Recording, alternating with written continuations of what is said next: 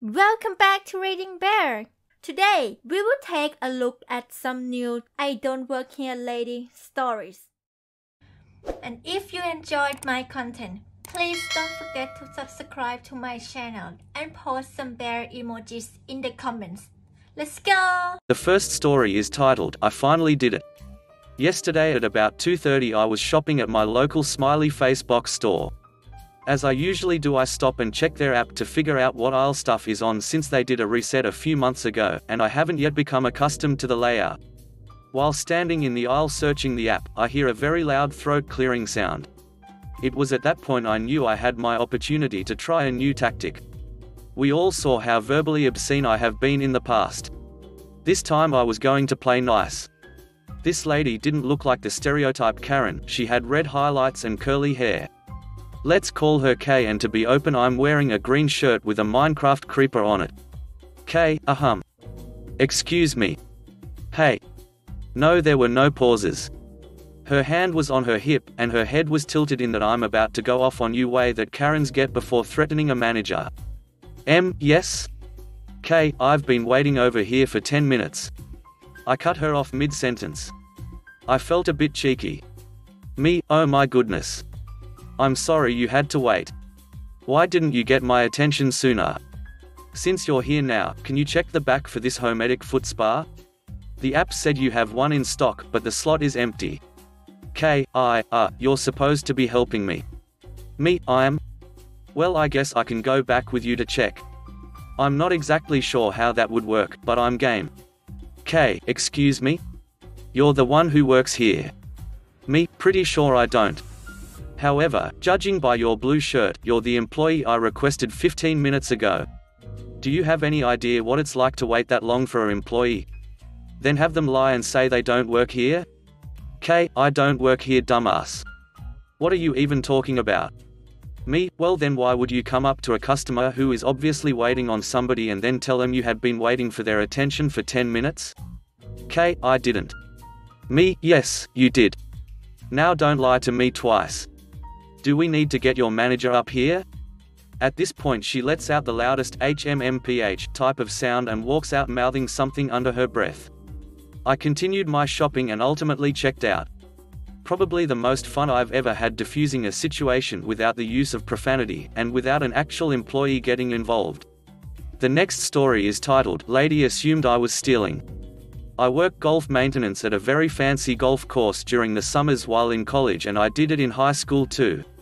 I was working the driving range one day and getting stuff ready, and this lady is hitting golf balls and decides to come over to me, red in the face, and say, "Excuse me young man, you aren't allowed to use that cart, didn't your grandparents tell you?" I say to her, "Ma'am, I work here, I'm most definitely allowed to use the cart."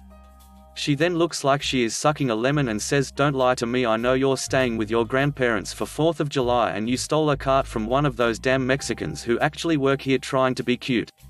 I was floored. I had no idea what to say because I couldn't believe she felt the need to not only be racist towards my coworkers, friends, but also condescending towards me. I just go, "All right ma'am, I need to get back to work." She grabs my arm and says, "No, you're coming with me, I know the general manager and he will throw you out personally."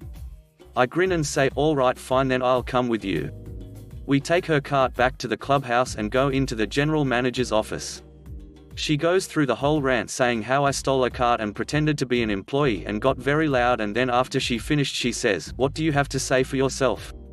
I turn to the GM and say, "Well Dad, you see the thing is," and she interjects, "Wait, this is your son. You let your son go and steal carts from the help?" My father just says, "Ma'am, he works here, there is no problem." She got extremely embarrassed and just left. The next story is titled, I Scream Bloody Murder in a Store to Get a Karen to Leave Me Alone. One day, I was shopping at the local Walmart and had my headphones in. These headphones are incredibly nice and a gift from my parents. I had just gotten off work and was in business casual, khakis and a plain grey polo. No logo. Nothing to indicate that I worked at Walmart. I was looking in the freezer section for some ice cream for dessert that night when someone yanked my headphones off my head and they fall on the ground. Cue Karen starting to yell at me. "I have been trying to get your attention for 5 minutes. You shouldn't be listening to music while you work. How can you help customers if you can't even hear them?" She screeched at me. Now I am seeing red. If she damaged my headphones, there was going to be hell to pay. I lean down to pick up my headphones and I say to this crazy idiot, "Don't you ever ducking touch me, you crazy idiot. I don't ducking work here, you stupid duck. Touch me again and I will scream so loud the whole store will hear.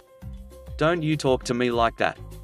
I am a customer," she said as she grabbed my bicep to haul me to a manager like a child to be punished. So I let her have it. I screamed the loudest scream I could possibly imagine. I actually lost my voice for the next day because of it. It startled her so bad that she let me go and dropped her purse. Not even 20 seconds later, a manager comes running with the security guy. The manager demanded to be told what was going on. I told him this crazy idiot assaulted me. She tore my headphones off my head and grabbed me. I feared for my life, a complete embellishment, so I screamed. By now we have an audience, and the manager takes us both and separates us. Luckily for me, a very nice woman was a little farther down the aisle and saw the whole thing and told the security guy what happened and backed up my story. The manager asked if I wanted to press charges and I told him no. I just want my ice cream and to go home. He told me to take it. It was on him. As I was leaving, I saw the crazy idiot getting thrown out of Walmart by the security guy and being told to never set foot in the store again. The next story is titled, "I Got Fired from a Hospital That I Don't Work For." So, I just found out about this sub from someone who suggested I post my recent firing from the hospital I was admitted to. I had a rather crappy Memorial Day weekend. Long and rather boring story short, I had a seizure and face planted my bedroom door. After a fun ride to the hospital on backboard and neck brace, a whole bunch of tests followed and I was admitted because, as it turns out, my autoimmune condition is quite being managed as well as I thought it was. Fun times. After the first couple days sleeping off the concussion and crappy medication side effects, I make it to the third day and feel well enough to walk around and even make a trip to the cafeteria downstairs to get something better than the standard hospital food. Now I didn't really have much in the way of clothing. My wife brought my favorite hoodie and clean underthings, but forgot pants of all things, so a really nice nurse scrounged up a pair of the hospital's blue scrub pants for me. So, I was happily free of the IV cart for the next few hours and decided to get some chocolate milk and maybe a tasty snack to treat myself and lift my spirits a bit. But it ended up being a rather sad, frustrating affair before I could even make it onto the elevator. I'm pretty slow walking, but I'm just content to not be confined to bed or tangled in tubes, so I enjoy the sunlight and make friendly conversation with the day shift nurses as I pass by. Sometimes it's the small things that make me happy. But all that happiness goes away as I make it to the waiting area and elevator lobby when an approximately 60-year-old woman with the sourest expression on her face steps off the elevator, like sucked on a whole barrel of lemons type of sour, lips puckered up tighter than a cat's a whole sour. So I try to give her a wide berth, but pucker face isn't having it. She marches straight up to me and gets well into my personal space and starts demanding that I take her to her son's room and give her an immediate rundown of his medical ailments. The exchange is as follows between me and pucker face, PK. PK, finally, one of you lazy bastards is going to take me to my son's hospital room and explain to me my baby boy's condition. I'm his mother after all, and that wife of his just hasn't been taking care of him like she should be. Me, thinking, the children's hospital is next door, what? PK, oh, don't play stupid, you're not pretty enough for that. I know my son's here and I want to see him right this instant. His name is Poor Bastard and I think he brought in on Friday. Me, really confused and feeling bad for Poor Bastard. I don't work here. PK, what do you mean you don't work here? You have on scrubs in a hospital, you're a nurse, now take me to my son, idiot. Me, starting to get irritated and sassy, dude, I'm not a nurse, not everyone who wears scrubs is a nurse. I just didn't feel like going due to the cafeteria in a gown with my ass flapping in the wind. PK, waves hands as if that's magically going to make me not being a nurse change in any way. You're just using that as an excuse to not get in trouble for sucking at your job and being a little a-hole. Me, holds up wrist, including the lovely bright red allergy band. Yeah, no. I'm not a nurse, I'm a patient and I really don't have to be explaining this to you. Go find someone else who can help you, but you should probably not be such an idiot about it. PK, inching so close I put my hands up to push her back out of the 4 remaining inches of personal space. I will act however I want, and you better believe I'm going to get your lying ass fired. I want to speak to your supervisor. Such unprofessional behavior and talking back to a patient's family. Your bedside manner is atrocious. Me, pointing to the growing crowd. The head nurse is that way, and for the last time I don't ducking work here. I'm a damn patient just like poor bastard, and being a dick to people, especially nurses, is a good way to get thrown out on your ass by security. So, you might want to tone it down. By this time a couple nurses come over. All of them have clear name badges and credentials on display, as well as these little communication devices that are like Star Trek communicators but look and perform a lot less cool. The head nurse, who was so sweet just like all the ones I had during my stay, had taken on the scary resting idiot face that would make me think twice, didn't even scare crazy pucker face.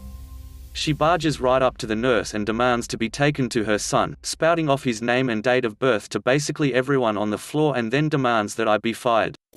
PK, oh, and fire that idiot, she's completely incompetent and rude. Head nurse HN deadpans with a chill game I'm rather envious of. She doesn't work here and I'm going to have to ask you to refrain from yelling and harassing people. This is a hospital and people are trying to heal and rest. PK, I understand, but this woman isn't letting me see my son and he needs his mommy right now. She needs to be dealt with for being such a terrible, irresponsible nurse. Me, but I'm not a nurse. HN, again, Calypso is not employed by large Texas hospital in a major metropolitan area. After going back and forth for several minutes, Pucker Face can't seem to wrap her brain around the fact that I don't actually work at the hospital. She's basically a broken record calling for me to get fired, like she's forgotten why she's here in the first place. Head nurse is calm and has explained it as many different ways as she possibly can and is starting to rub her temples with must be a nasty headache. Finally, after a couple seconds of quiet, she turns to me. HN, hey, Calypso, you're fired, okay? Me, okay? HN, holding an elevator for me, go on now, get on your way. I get on the elevator and head downstairs, incredibly grateful to be away from that monstrous woman, and go to collect my well-deserved prize and text my wife about the whole thing. She'll find it hilarious. But the story doesn't end there, as it turns out when they look up information for her son, who turns out to be 2 rooms down from Min, he specifically said his mother is on the list of people who absolutely under no circumstances could be allowed to visit. So, I watched her get dragged kicking, screaming, and biting through the hospital's main lobby. When I was returning from the cafeteria, the chocolate milk and cookies were twice as tasty after that. Poor bastard turned up that evening to apologize for his mother since news of the crazy lady spread across the floor like wildfire. He and his family were really cool. Looks like we're going to be physical therapy buddies now and we can swap bat crap crazy mum stories together. Also, shout out to all the nurse out there, you are all the real MVPs for all the care you do and for putting up with people's crazy antics. Thanks. The next story is titled, I might be going to Facebook jail. I was at Walmart the other day looking at Christmas decorations, which are displayed in a main aisle right across from the electronics department, where I used to work. I haven't in about 3 years, but occasionally I'll get recognized. I'm guessing this is one of those times because I was dressed in all black, nothing even remotely blue. Anyway, I hear a sharp female voice right behind me.